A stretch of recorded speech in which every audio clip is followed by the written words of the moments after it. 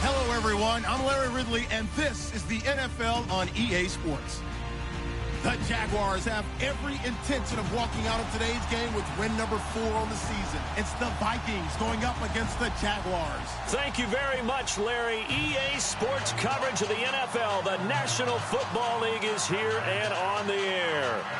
Nothing like the fanfare of introductions to an NFL game, and that was in evidence a moment ago. Fireworks, pyrotechnics, you name it. This crowd is ready as their guys get set to match up between the Minnesota Vikings and the Jacksonville Jaguars. Set to go now in Week 6 of the NFL season, and we are underway on EA Sports. This will be taken to the back of the end zone. And no run back here. This will be a touchback, and it comes out to the 25-yard line.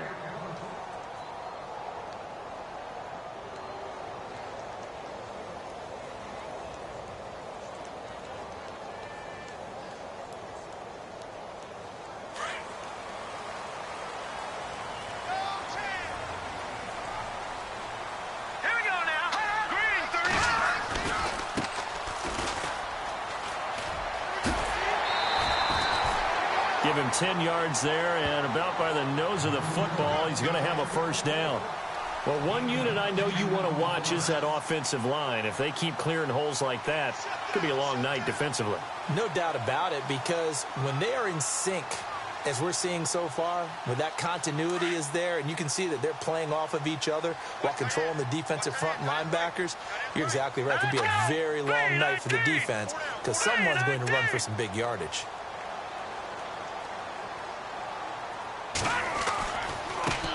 Now they try the right side here. Trying to turn the corner, but he's going to be stopped right near the line of scrimmage. Call it no gain on the play, and it'll be second down.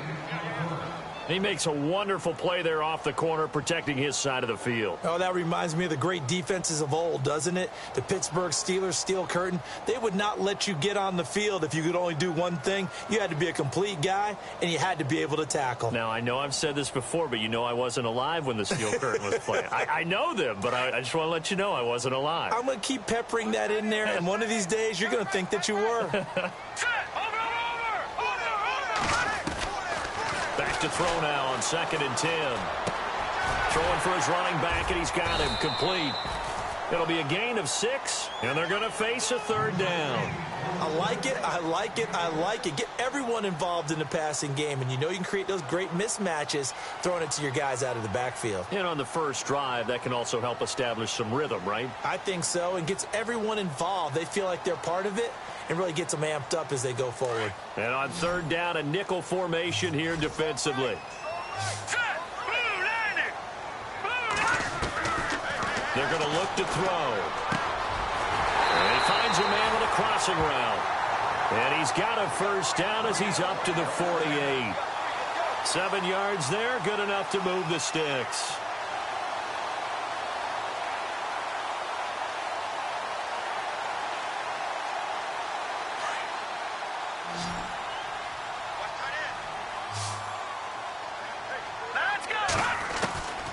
Now on first down, he'll drop to throw it. Dancing to his left. The Jags picking up the first down there, a gain of 12. And him running the football is not something that defenses spend a lot of time preparing for. But this guy has a survival instinct and a knack for knowing when exactly to do it.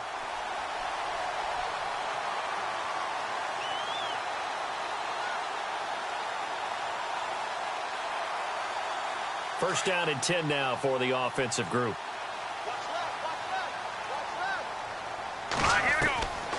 He'll look to throw. He's going to fire one deep open. And this is caught inside the 5. And he will get this into the end zone for a Jaguar touchdown. Looking sharp on that first drive. These guys, of course, coming off back-to-back victories. And you see that kind of advancing into this game, don't you? You certainly do, and when you have a team that doesn't get too full of itself, even though they've won 2 games in a row, you get the end result that we saw there, that nice opening drive because they're sharp, they're focused, and they're locked into everything that they're doing. is the kickoff unit as they run up and send this one away. That'll be taken in the end zone. And the decision to come out is going to cost him 5 as he's taken down right at the 20.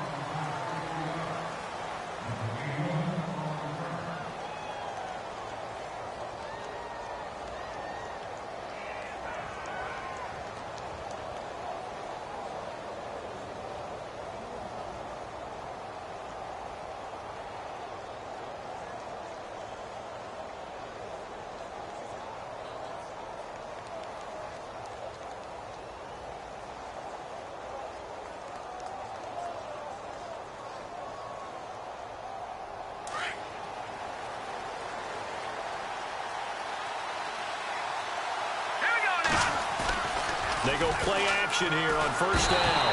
Rush coming, and he's taken down. He probably feels like he cannot get a break. He was sacked 7 times last week.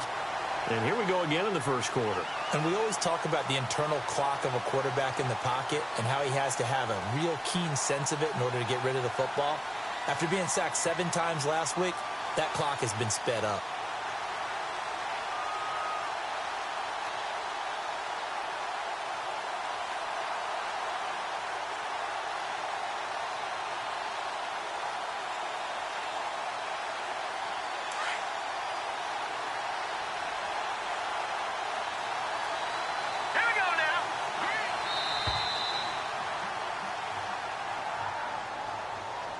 He didn't seem in a rush. I guess they just didn't know where the play clock was. I think you're right about that because there was no hurried movements there, right? No up-tempo at all. Clock just ran out. I think he was as surprised as maybe his bench was.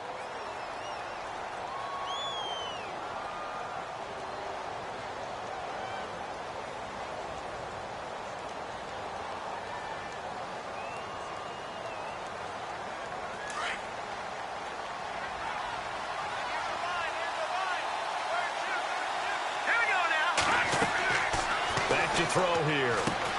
Now they set up the screen. That's complete. And they'll hit him for a loss as he's back to his 2-yard line. Now that screen there on second down certainly didn't develop how they had hoped. Is that one they should have even tried, or is that one the quarterback sticks in his pocket? I think the latter. I like what you said there because trying it is one thing. We can second guess just about every call. But in this case, when you realize that it's broken down, just throw it at the feet of your intended receiver so that no one can pick it off, right? You don't have the ball tipped up in the air, and you come back and try and pick up the first down on third down. That way you don't lose any yardage. Need something from deep in the bag of tricks here after first and second down went backwards. It's third and very long. Now back to throw. And he fires one that's intercepted. Picked off by Jalen Ramsey. And he'll bring it back to the 9-yard line. From their own 2, Charles, they opted to throw it instead of run it. We saw the outcome. I think what a lot of teams count on is defenses to stack the line of scrimmage, trying to force a safety or force a turnover there. But if you've got a good defensive front, you just allow them to play the run, and everyone else stays ready. And they were, and they picked that one off. Out of the gun, they'll look to throw. Eluding the pressure right. And he takes it in. Touchdown, Jacksonville. It's never fun for a defense to run on the field knowing that they're having to defend a short field.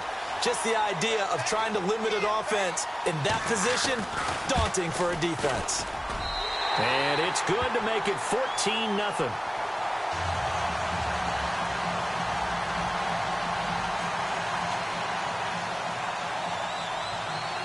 The kickoff team on the field now as they will send this one away.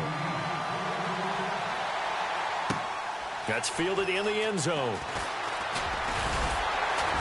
And the decision to bring it out will cost him about 5 yards as he'll get this only back to the 20. And now out comes Minnesota. Already down 2 touchdowns here in the first half. This becomes a pretty important drive, doesn't it? It certainly does. And a lot of the teams script plays. We know that, right? They have a script to start the ball game. And typically those scripts go between 12 and 24, 25 plays. Down 2 touchdowns early, probably not very deep into their script. I think that they'll stay with it. I don't think they'll abandon it.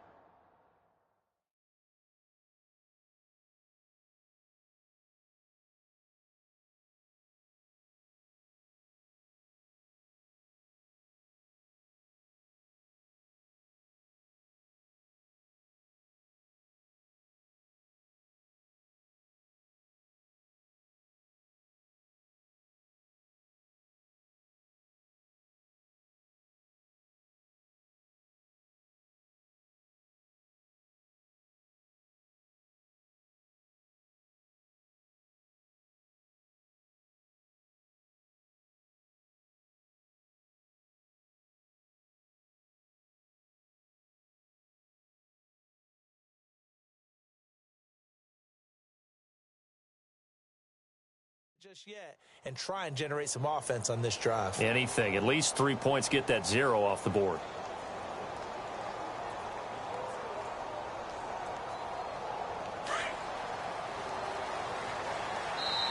Play clock down to 2, and we get a signal and a timeout. They'll have 2 remaining as we step aside here in this first quarter.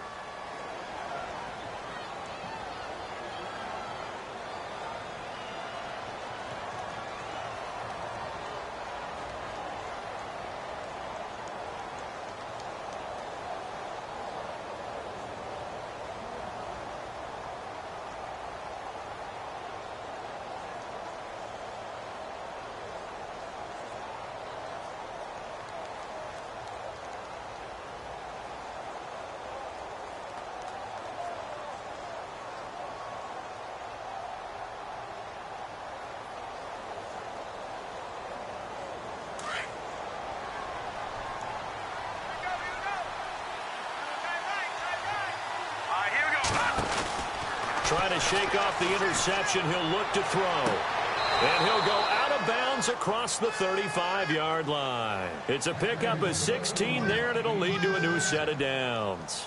That's a matchup maybe they go back to their outer third of the field as this game continues. Yeah, I think back to my high school coach, John Ford. He used to say when we got big plays early in a game or good plays, he'd always say, foul it away, lad, foul it away, because he'd want to come back to it later in a key situation. They may come back to this one